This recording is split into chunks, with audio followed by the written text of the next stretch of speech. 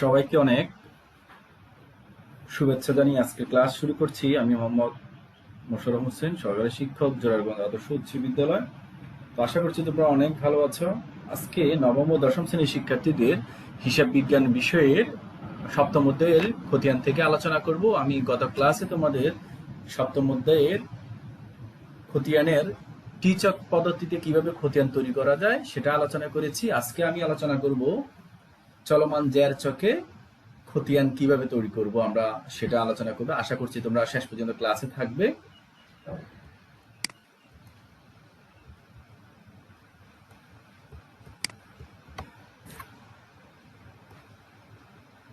নবম দশম শ্রেণীর শিক্ষার্থীদের সপ্তম অধ্যায়ের খতিয়ান খতিয়ানে আমরা জেনেছি ইতিমধ্যে আমরা দুই পদ্ধতিতে খতিয়ান করতে পারি। একটা হলো টিচক পদ্ধতি, যেটা সনাতন পদ্ধতি, আর একটা হলো চলমান জ্যার পদ্ধতি, যেটা আধুনিক পদ্ধতিতে খতিয়ান করা। তো আজকে শিক্ষার্থীরা, আজকে আমরা যে ক্লাস, সেই ক্লাস আমরা মূলত বেসিক্যালি আলোচনা করব চলমান জ্যার চক নিয়ে। তাহলে আজকে পাশের শিক্ষার্থীরা চলমান জ্যার সম্পর্কে জানতে পারবে এবং চলমান জ্যার চকের নমুনা অঙ্কন করা এবং তা প্রয়োগ করতে পারবে। আমরা গত ক্লাসে টি চক পদ্ধতিতে কিভাবে খতিয়ান করা যায় সেটা আলোচনা করেছি। আজকে আলোচনা করব চলমান জ্যার চকে কিভাবে খতিয়ান করা যায়। তো আমরা জানি খতিয়ানের প্রথম ধাপ হলো পোস্টিং। তো আমরা প্রথমে আজকেই শিখব কিভাবে পোস্টিং দেওয়া যায় বা খতিয়ানভুক্ত করা যায়। গত ক্লাসে আমি এটা আলোচনা করেছি কিভাবে খতিয়ানভুক্তকরণ বা পোস্টিং দেওয়া যায়। তো আমরা জানি প্রথমে আমার যে লেনদেনগুলো থাকবে, সংশ্লিষ্ট লেনদেনগুলোকে আমি সুবিধার্থে জাবেদা করে নিব। যে লেনদেনগুলো দেওয়া থাকবে এগুলো জাবেদা করে নিব। সেই জাবেদা থেকে আমি নির্দিষ্ট শিরোনামে হিসাব তৈরি করে প্রত্যেকটা হিসাবের জন্য আলাদা আলাদা করে আমরা খতিয়ান অঙ্কন করব, খতিয়ান তৈরি করব। তো এখানে তোমরা দেখতেছো তিনটা লেনদেন আছে। মার্চ 2 আসবাবপত্র ক্রয় 20,000 টাকা, মার্চ 3 পণ্য বাকিতে ক্রয় 30,000 টাকা, মার্চ 5 পণ্য বিক্রয় 25,000 টাকা। আমরা প্রথমে এগুলো জাবেদা করব। প্রথম 2 তারিখ আসবাবপত্র ক্রয়, এটা জাবেদা হবে আসবাবপত্র ডেবিট, নগদান ক্রেডিট। মার্চ 3 বাকিতে পণ্য ক্রয়, এটা জাবেদা হবে ক্রয় ডেবিট, বিবিধ পাওনাদার ক্রেডিট। টাকাগুলো আমরা ডেবিট ক্রেডিট যথারীতি লিখব। মার্চ 25 পণ্য বিক্রয়, মার্চ 5 পণ্য বিক্রয় 25,000 টাকা, এটা 20,000 টাকা হবে, এখানে একটু মিস্টেক হয়েছে। ওকে, নগদান ডেবিট, বিক্রয় ক্রেডিট। আমরা হিসাবটা দেখব কিভাবে আমরা ডেবিট ক্রেডিট করার নিয়ম জানি। আমরা জাবেদার অধ্যায়ে সেগুলো আলোচনা করেছি। জাবেদা প্রথমে আমি এই তিনটে লেনদেনের জাবেদা দেখিয়েছি, এখানে জাবেদা তৈরি করা আছে। জাবেদা থেকে আমরা যেভাবে খতিয়ান তৈরি করতে পারি সেটা দেখাবো। আমরা যে চকটা দেখতেছি, আমরা গত ক্লাসেও দেখিয়েছি কিভাবে চলমান জ্যার চক অঙ্কন করা যায়। চলমান জ্যার চকের এখানে নমুনা আছে, তারই বিবরণ, জাবেদা পৃষ্ঠা, ডেবিট টাকা, ক্রেডিট টাকা। এখানে উদ্বৃত্ত জ্যার ব্যালেন্স, এটাকে 2 ভাগ করে ডেবিট এবং ক্রেডিট করা হবে। এরপর এখানে একটা শিরোনাম দিতে হবে, যে আমরা হিসাবটা করবো ওটার হিসাবের নাম দিব, ডানে হিসাবের কোড নং দিব। প্রথমে আমরা এই সংশ্লিষ্ট জাবেদা থেকে আমরা কি কি হিসাব পাই। আসবাবপত্র নামে একটা হিসাব পাবো, নগদান, ক্রয়, পাওনাদার, বিক্রয়। যেহেতু নগদান আগে ধরা হয়েছে এই জন্য ধরা হবে না। তো আমি এখানে তোমাদেরকে পোস্টিং এর জন্য দুইটা হিসাব দেখিয়েছি, অ্যাকচুয়ালি বিক্রয় হিসাব আর এটা হলো আসবাবপত্র হিসাব।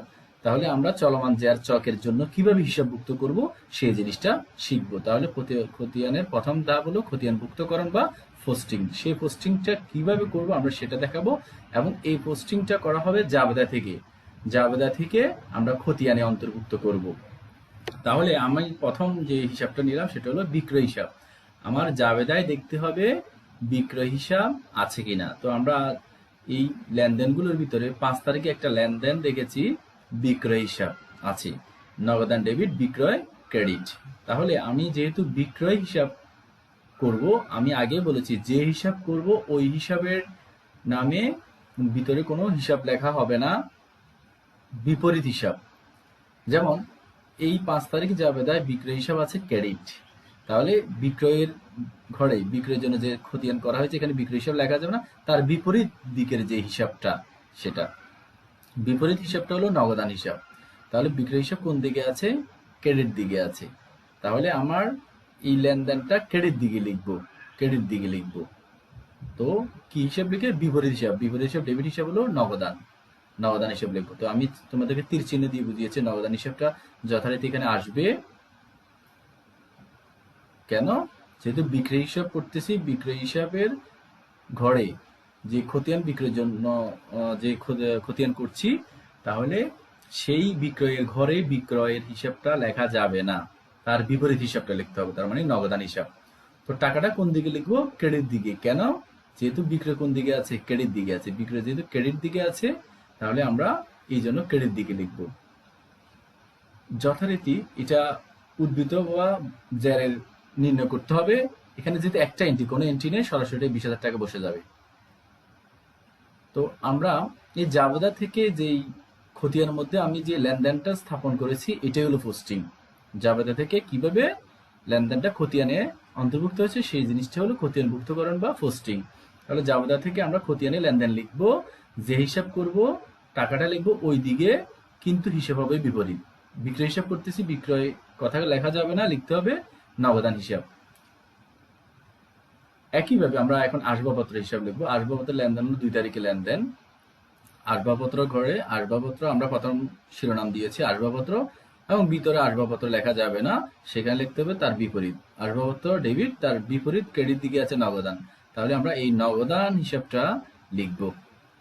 তো কোন দিকে লিখবো? আসবাবপত্র কোন দিকে আছে? ডেবিট দিকে আছে। আসবাবপত্র যেহেতু ডেবিটে আছে, আসবাবপত্র করে টাকাটা ডেবিট দিকে বসবে। যথারীতি ব্যালেন্সে বা জ্যারের ঘরে ডেবিট দিকে বসবে, ডেবিট দিকে বসবে। তাহলে আমরা কি শিখলাম? পোস্টিং কিভাবে করতে হবে।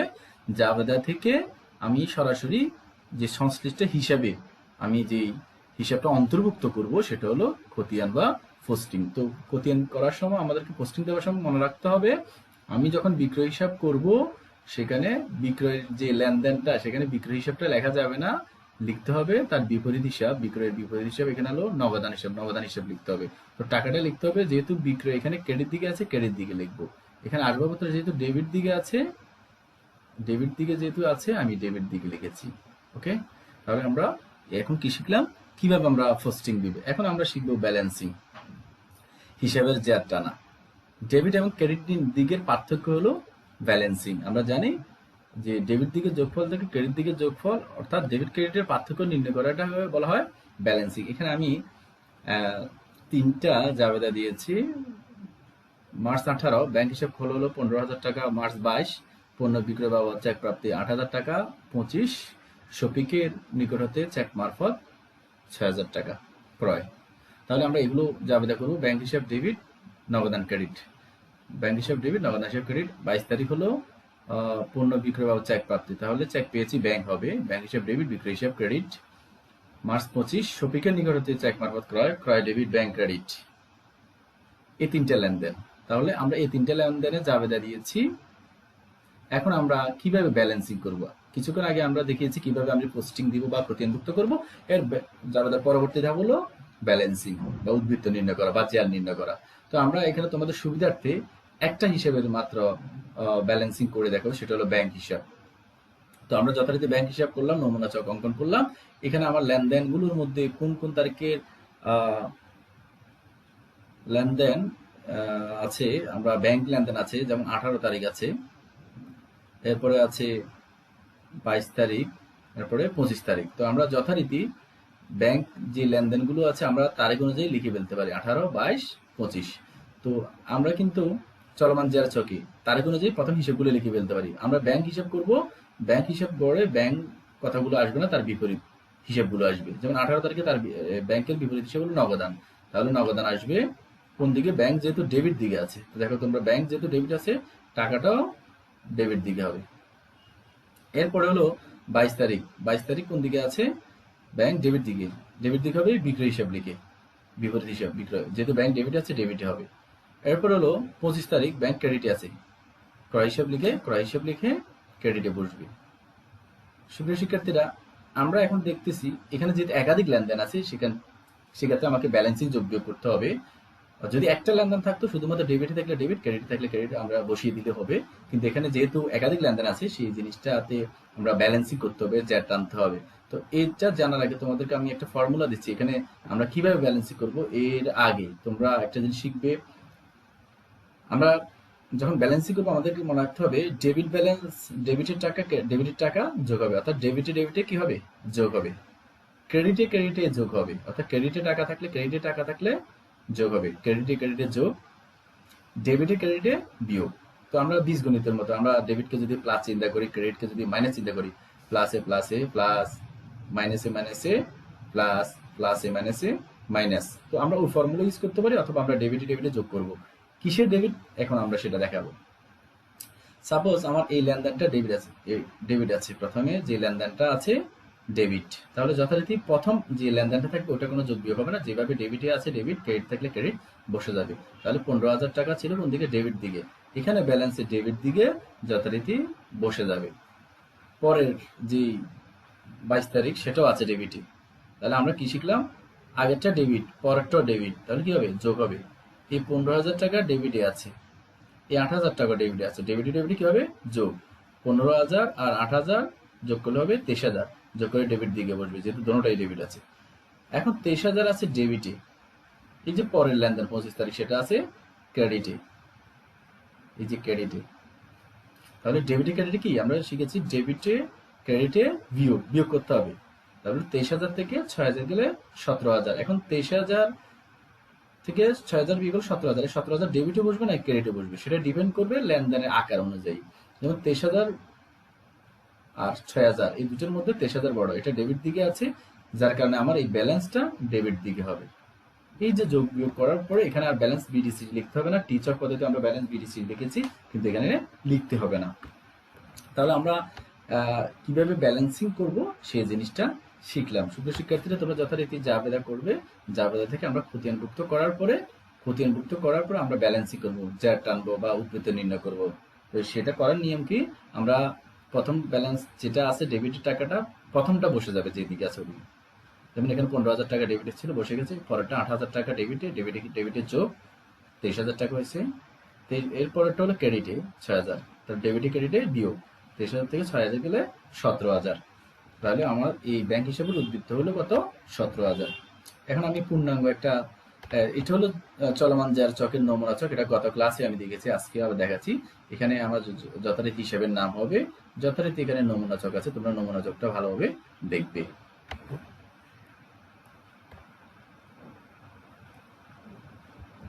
সুপ্রিয় শিক্ষার্থীরা, এখন যে জাবেদাটা উপস্থাপন করছি এটা আমি গত ক্লাসে টি চকের জন্য করেছি।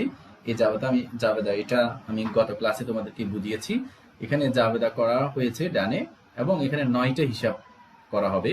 এই জাবেদাগুলো থেকে 9টা হিসাব করা হয়েছে। কোনটা কি হিসাব আমি ত্রিচনে দিয়ে বুঝিয়েছি, যেমন নগদান হিসাব হবে, মূলধন হিসাব হবে। তো মনে রাখতে হবে নগদান যদি এখানে 6 বার আসছে, নগদান যদি একাধিক বার আসে, চক হবে একবার। এভাবে আমাদের মোট 9টা ছক করতে হবে। তো আমরা জাবেদাগুলো গত ক্লাসে বুঝিয়েছি, তো আমি এই ক্লাসে আর বেশি সময় নষ্ট করবো না, তোমরা এই জাবেদাগুলো গত ক্লাসের ভিডিও থেকে বুঝে নিবে। তা এখন এই জাবেদা থেকে আমরা চলমান জের চকে খতিয়ান করব। গত ক্লাসে করেছি আমরা টি চক। তো আমরা এখানে প্রথম যে ছকটা সেটা হলো নগদান হিসাব করব, কারণ এখানে 1 নম্বর আমরা নগদান হিসাবকে স্থাপন করেছি। নগদান হিসাব খেয়াল করতে হবে কোন কোন তারিখে নগদান আছে। আমরা যথারীতি 1 তারিখে নগদান রয়েছে জাবেদায়, 2 তারিখে নগদান রয়েছে, 5 তারিখে নগদান রয়েছে, 12 তারিখে নগদান রয়েছে, 18 তারিখে নগদান রয়েছে, এবং 28 তারিখে, মোট 6টা লেনদেন রয়েছে। তো আমরা যথারীতি যখন খতিয়ান করব, তোমরা দেখো 6টা লেনদেন, 1, 2, 5, 12, 18, 28। তো আমরা যেহেতু এখানে নগদান হিসাব করছি, এখানে কোনো বিবরণের কোনো হিসাবে নগদান হিসাব লেখা যাবে না। নগদের সাথে যে বিপরীত হিসাব আছে সেটা বসবে। যেমন 1 তারিখে ছিল নগদের সাথে মূলধন, 2 তারিখে ছিল আসবাবপত্র, 5 তারিখে ছিল বিক্রয়, 12 তারিখে ছিল পাওনাদার, 18 তারিখে ছিল বেতন, ব্যাংক, 28 তারিখে বেতন। এখন এই 1, 2, 5, 12, 18, 28 তারিখে এই লেনদেনগুলোতে নগদান যে দিকে হবে, আমার পোস্টিং এর টাকাটা হবে ওই দিকে। 1 তারিখে নগদান ছিল ডেবিট, তোমরা খেয়াল করো, 1 তারিখে নগদান ছিল কোথায়, ডেবিট। তাহলে আমার কোথায় হবে, ডেবিট দিকে হবে। কি লিখবো, মূলধন হিসাব। এরপরে 2 তারিখে নগদান হলো ক্রেডিট দিকে লিখবো কি হিসাব, আসবাবপত্র হিসাব। সেটা আমরা একটু ফলো করি। তাহলে আমরা 1 তারিখে ডেবিট দিকে লিখবো, 2 তারিখে ক্রেডিট দিকে লিখবো, যেহেতু নগদান যে দিকে আছে লেনদেনটা ওই দিকে। এরপর আমরা দেখব 5 তারিখে। 5 তারিখে নগদান ছিল ডেবিটে, ডেবিটে লিখবো। 12 তারিখে ছিল কোন দিকে, ক্রেডিটে, ক্রেডিটে লিখবো। তাহলে 5 তারিখে আমরা ডেবিটে লিখবো, কি হিসাব, বিক্রয় হিসাব, বিপরীত হিসাব। আর 12 তারিখে কোথায় লিখবো, ক্রেডিটে লিখবো। এরপর আমরা 18 তারিখ এবং 28 তারিখ দেখবো। 18 তারিখে নগদান আছে ক্রেডিট দিকে, ক্রেডিট দিকে লিখতে হবে কি বলে, ব্যাংক হিসাব। 28 তারিখে নগদান আসে ক্রেডিট দিকে, তাহলে ক্রেডিট দিকে লেনদেনটা স্থাপন করতে হবে কি হিসাব, ব্যাংক হিসাব লিখে। তাহলে তোমরা খেয়াল করো 18 তারিখে যে ব্যাংক হিসাব কোন দিকে হবে, ক্রেডিট দিকে, বেতন ক্রেডিট দিকে হবে। তোমরা একটা জিনিস খেয়াল করো, এখানে মূলধন ক্রেডিট, তাই টাকাটা ক্রেডিট হবে তা নয়। যেহেতু আমি কি হিসাব করছি সেটা দেখতে হবে। আমি যেহেতু নগদান হিসাব করছি, নগদ কোন দিকে আছে, টাকাটা আমরা ঠিক ওই দিকে লিখবো। তাহলে আমাদের পোস্টিং এর কাজ শেষ। এরপর কাজ হলো ব্যালেন্সিং, ব্যালেন্সিং যোগ বিয়োগ করা। তো আমরা ব্যালেন্সিং কিভাবে করব, প্রথমে 1 তারিখে 1,00,000 টাকা ডেবিটে আছে, ডেবিটে বসবে 1,00,000 টাকা। এরপরের লেনদেন 2 তারিখে লেনদেন আছে ক্রেডিট দিকে, তাহলে 20,000 টাকা ক্রেডিট। আমরা জানি ডেবিটে এবং ক্রেডিটে বিয়োগ, এটা ডেবিট ছিল পরের লেনদেন, এটা হলো ক্রেডিট। ডেবিট ক্রেডিটে বিয়োগ 1,00,000 থেকে 20,000 গেলে 80,000 হবে। এই 80,000 আছে এখানে, এটা ডেবিট দিকে। এরপরে 25,000 টাকা, এটাও ডেবিট দিকে, ডেবিট ডেবিটে যোগ 80,000 আর 25,000 যোগ করলে হবে 1,05,000 টাকা, 1,05,000 টাকা বসবে। এরপর লেনদেনটা আছে 10,000 টাকা ক্রেডিটে, তাহলে ডেবিটে এই 1,05,000 টাকা আর ক্রেডিটে 10,000 টাকা, ডেবিটে ক্রেডিটে বিয়োগ 1,05,000 থেকে 10,000 গেলে 95,000, 95,000 ডেবিট। পরের লেনদেনও ক্রেডিট, 95,000 থেকে 15 গেলে 80,000, কারণ ডেবিটে ক্রেডিটে বিয়োগ করবে, বিয়োগ করে বসাইতে হবে। এর 80,000 আছে ডেবিটে, এরপরে আছে 5,000 টাকা তাও ক্রেডিটে, ডেবিটে ক্রেডিটে বিয়োগ 80,000 থেকে 5,000 গেলে কত হবে, 75,000 টাকা। তোমরা একটা জিনিস মনে রাখবে, আমরা উদ্বৃত্ত বা জের টাকাটা সবগুলো ডেবিট দিকে হয়েছে কেন, মনে রাখবা পূর্ববর্তী যে ব্যালেন্সটা, যেমন 1,00,000 টাকা আর 20,000 টাকা, এখানে বড় কোনটা, 1,00,000 টাকা, কারণ 20,000 টাকা ছোট সাইজ। তাহলে 1,00,000 থেকে 20,000 টাকা 80,000, এই 80,000 বসবে কোন দিকে, 1,00,000 টাকা যেহেতু ডেবিট দিক, বড় অঙ্ক, সেদিকে বসবে, ক্রেডিট দিকে বসালে হবে না।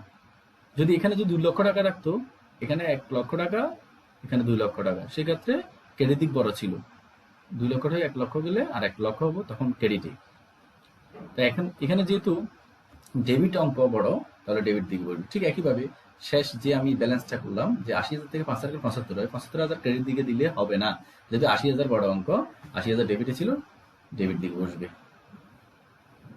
মনে রাখবো সুপ্রিয় শিক্ষার্থীরা, আমরা যখন চক অঙ্কন করবো, অবশ্যই পেন্সিল দিয়ে চক অঙ্কন করবো। আমরা বাসায় এগুলো বেশি বেশি প্র্যাকটিস করবো। সবসময় মনে রাখবা নগদের লেনদেন বেশি থাকে, নগদের ঘরটা একটু বড় হবে। এরপর আমরা করবো মূলধন হিসাব। মূলধনের জন্য একটা মাত্র লেনদেন, তোমরা জানো 1 তারিখে মূলধন আছে ক্রেডিট দিকে, ক্রেডিট দিকে হবে কি লিখে, নগদান হিসাব লিখে। দেখো 1 তারিখে নগদান হিসাব লিখে ক্রেডিট দিকে হবে, জেরো বসবে। 1 তারিখে যেটা আছে মূলধন একবার, তাহলে আর কোথাও নেই, তাহলে একটা এন্ট্রি। মনে রাখবে যখন একটা এন্ট্রি থাকবে একটা লেনদেনের, তাহলে এটার জন্য ব্যালেন্স করতে হবে না, সরাসরি বসে যাবে। এরপর আমরা দেখবো আসবাবপত্র হিসাব। আসবাবপত্র হিসাব আছে 2 তারিখে, তাও একটা লেনদেন। তোমরা দেখো আসবাবপত্র আছে ডেবিট, ডেবিট দিক বসবে কি বলে, নগদান হিসাব লিখবে। তোমরা খেয়াল করো, তাহলে মার্চ 2 যথারীতি সাল তারিখগুলো লিখবে, নগদান হিসাব লিখবে ডেবিট দিকে, ডেবিট ব্যালেন্স বসে যাবে। এখানে ডেবিটে আসছে, এখানে ডেবিটে বসে যাবে। এরপরে ক্রয় হিসাব, ক্রয় হিসাবের লেনদেন হলো 2টা। তোমরা খেয়াল করো, 3 তারিখে ক্রয় ডেবিট, পাওনাদার ক্রেডিট, তাহলে ডেবিট দিকে হবে পাওনাদার লিখে 3 তারিখ। আর 25 তারিখে হবে ক্রয় হিসাব ডেবিট দিকে আছে, ডেবিট দিকে বসবে বিক্রয় হিসাব, ব্যাংক হিসাব লিখে। তাহলে আমরা এটা ফলো করি। ক্রয় যেহেতু ডেবিটে আছে, ডেবিট দিকে বসছে 30,000, 25 তারিখও ব্যাংক হিসাব লিখে ডেবিট দিকে বসছে। তাহলে প্রথমটা আমরা যথারীতি 30,000 ডেবিট দিকে ছিল, ডেবিট দিকে বসবে।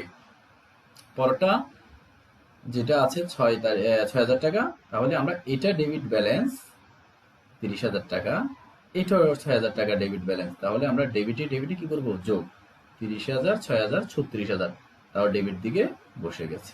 ওকে, তাহলে আমরা ডেবিটে ডেবিটে থাকাতে এখানে দুইটি যোগ করেছি। এরপরে আমরা পরের হিসাবটা দেখবো পাওনাদার হিসাব। পাওনাদার রয়েছে 3টা, আমরা ফলো করি। এখানে দেখো 3 তারিখে পাওনাদার আছে ক্রেডিট দিকে, ক্রেডিট দিকে লিখবো আমরা খতিয়ানে। এরপর 8 তারিখে পাওনাদার আছে ডেবিটে, ডেবিটে লিখবো। তাহলে 3 তারিখে লিখবো ক্রয় হিসাব, 8 তারিখে লিখবো বই ফেরত মানে ক্রয় ফেরত হিসাব। এরপরে পাওনাদার আরেকটা আছে 12 তারিখ, পাওনাদার ডেবিট দিকে আছে, ডেবিট দিকেও লিখবো নগদান হিসাব। তাহলে আমরা 3-12-8 তারিখে লিখবো 3-12-8, 3-8-12 তিনটা লেনদেন রয়েছে। তাহলে পাওনাদার করে পাওনাদার হবে না, বিপরীত হিসাব 3 তারিখে ক্রয় হিসাব লিখবো, যেহেতু এখানে পাওনাদার ক্রেডিট আছে ক্রেডিটই লিখেছি। 8 তারিখ পাওনাদার ডেবিট আছে ডেবিটই লিখবো, বই ফেরত হিসাব লিখে বিপরীত হিসাব লিখতে হবে। 12 তারিখ নগদান হিসাব লিখবো, তাও ডেবিটই। এখন আমরা ব্যালেন্সই করবো। প্রথমটা 30,000 টাকা ক্রেডিটে ছিল, ক্রেডিটে বসবে। পরের লেনদেন ডেবিটই, তবে টাকার অঙ্ক ছোট, এই জন্য ডেবিটে আর টাকাটা যোগফল বসবে না। 30,000 থেকে 2,000 গেলে 28,000, সেটা বসছে ক্রেডিটে, যেহেতু 30,000 বড় ছিল। এরপর 28,000 ক্রেডিটে, 10,000 টাকা ডেবিটে। এখানে 28,000 বড়, যেহেতু ক্রেডিট দিকে যোগফল বড়, ক্রেডিট দিকে বসবে। 28,000 থেকে 10,000 গেলে 18,000। ফাইনালি আমার ব্যালেন্স হয়েছে 18,000। ঠিক একইভাবে বিক্রয় ফলো করো, বিক্রয় দুইটা লেনদেন, 5 আর 22 তারিখ। 5 তারিখে লেনদেন ছিল নগদান ডেবিট, বিক্রয় ক্রেডিট, বিক্রয় ক্রেডিট ক্রেডিট দিকে বসবে নগদান হিসেব লিখে। 22 তারিখ ডেবিট, ব্যাংক হিসাব ডেবিট, বিক্রয় ক্রেডিট, এখানেও বিক্রয় ক্রেডিট দিকে। তাহলে এই দুইটা লেনদেন ক্রেডিট দিকে হবে 5 তারিখ এবং 22 তারিখ। 5 তারিখও আমরা নগদান হিসেব লিখে ক্রেডিট দিকে লিখেছি, 22 তারিখ ব্যাংক হিসেব লিখে ক্রেডিট দিকে লিখেছি। যেহেতু দুটোটা ক্রেডিট, ক্রেডিটে ক্রেডিট যোগ, প্রথমে 25,000 টাকা বসবে, 25,000 8,000 যোগ করলে কত হবে? 33,000 টাকা। তাহলে ক্রেডিটে ক্রেডিট যোগ, দুটোটা ক্রেডিট ব্যালেন্স ক্রেডিট দিকে বসেছে। এরপরে ব্যাংক হিসাব, যেটা প্রথমে আমি ব্যালেন্সিং বোঝানোর জন্য ব্যাংক হিসাব বুঝিয়েছি। তাহলে 18 তারিখ 22 তারিখ 25 তারিখ, 18 তারিখে আমাকে নগদান হিসাব লিখে ব্যাংক যদি ডেবিট ছিল ডেবিট দিকে বসাইতে হবে, আর 22 তারিখ বিক্রয় হিসাব লিখে ব্যাংক যদি ডেবিট ছিল ডেবিট দিকে বসাইতে হবে, 25 তারিখ ক্রয় হিসাব লিখে ব্যাংক যদি ক্রেডিট ছিল ক্রেডিট দিকে বসাবো। এরপর আমরা ব্যালেন্সিং করব। প্রথমে ডেবিট 15,000 টাকা যেভাবে আসে সেভাবে বসবে, 15,000 টাকা ডেবিট, পরে যে 8,000 টাকা সেটাও ডেবিট, ডেবিটে যোগ 15,000 8,000 23,000। এরপরে 23,000 এরপরে 6,000 টাকা হলো ক্রেডিট দিকে, 23,000 থেকে 6,000 গেল 17,000। তো এটা যেহেতু 23,000 বড় অঙ্ক, এই জন্য ডেবিট ব্যালেন্স হয়েছে, ডেবিট দিকে বসে যাবে। এরপর আছে বই ফেরত। বই ফেরত মানে ক্রয় ফেরত। আমরা জাবেদা দেখেছি বই ফেরত আছে একটা, 8 তারিখ বই ফেরত, পাওনাদার ডেবিট, বই ফেরত ক্রেডিট। তাহলে বই ফেরত যেহেতু ক্রেডিট, আমার ক্রেডিট দিকে বসবে, পাওনাদার হিসেবে ক্রেডিট দিকে, যেহেতু একটাই ব্যালেন্স এই জন্য ব্যালেন্সে একটাই বসে যাবে ক্রেডিট দিকে। এরপরে বেতন হিসাব, তাও একটা লেনদেন, আমার শেষ লেনদেনটা বেতন ডেবিট নগদান ক্রেডিট। তাহলে বেতন যেহেতু ডেবিট ডেবিট দিকে বসবে নগদান হিসেব লিখে, তারিখ লিখতে হবে যথারীতি, ডেবিট ব্যালেন্স হবে, যেহেতু বেতনের টাকাটা ডেবিটে ছিল এবং উদ্ধৃত টাকাটাও ডেবিটে বসবে। সুপ্রিয় শিক্ষার্থীরা, তোমরা বাসায় যদি একটু প্র্যাকটিস করো, বারবার করবে, একটা ছক অঙ্কন করবে। হিসাব বিজ্ঞানে ছকটা অনেক বেশি গুরুত্বপূর্ণ, অনেকেই ছকটা অঙ্কন করতে জানা না। তোমরা দেখে দেখে প্র্যাকটিস করবে, তাহলে দেখবে তোমরা হিসাবের ছকটা, তো আশা করছি তোমাদের আর সমস্যা হবে না। তাহলে আমরা খতিয়ান দুই পদ্ধতিতে করতে পারি, একটা হলো টি ছক পদ্ধতি, একটা হলো সলোমন জিয়ার ছক। টি ছক করতে পারি, সলোমন জিয়ার ছক করতে পারি। ওকে, তাহলে আমরা প্রশ্নে যদি উল্লেখ থাকে টি ছক পদ্ধতি, তাহলে আমরা টি ছক পদ্ধতি করব। যদি প্রশ্নে উল্লেখ থাকে চলমান জিয়ার পদ্ধতি, চলমান জিয়ার পদ্ধতি করব। প্রশ্নে যদি কোনো পদ্ধতি উল্লেখ না থাকে, সেটা তুমি তোমার মতো করে করবে। আর এতগুলো লেনদেন, 9টা লেনদেন হিসাব করার জন্য তোমাদেরকে দিবে না। খ গতে 4টা করে 8টা দিতে পারে, প্রতিটাতে 4 করে। ঠিক আছে, 2টা। আমরা যেহেতু সৃজনশীল, ক খ গ, কতে 2, খতে 4, গতে 4, এটা খ গতে দিবে খতিয়ান। ঠিক আছে, আর বইতে অনেকগুলো সৃজনশীল করা আছে, তোমরা সেগুলো করবে। তারপর আমি তোমাদের বাড়ির কাজ হিসেবে এই অঙ্কটা গত ক্লাসে, যে আমরা শেষ ক্লাসে আমরা তোমাদেরকে টি ছক পদ্ধতিতে করার জন্য বলেছি, এটা তোমরা বাড়ির কাজ হিসেবে চলমান জিয়ার ছকে করবে। সুপ্রিয় শিক্ষার্থী, আমরা অনলাইন ক্লাসের উপর নির্ভর করে তোমাদের এক্সাম নিব। সো তোমরা অনলাইন ক্লাসগুলো ভালোভাবে দেখবে, বারবার ভিডিওগুলো রিপিট করবে। তো আশা করছি তোমরা ক্লাস উপভোগ করেছো। ভালো থাকবে, সুস্থ থাকবে। আজকেই এখানে শেষ করছি। সবাইকে অনেক অনেক ধন্যবাদ for joining with me.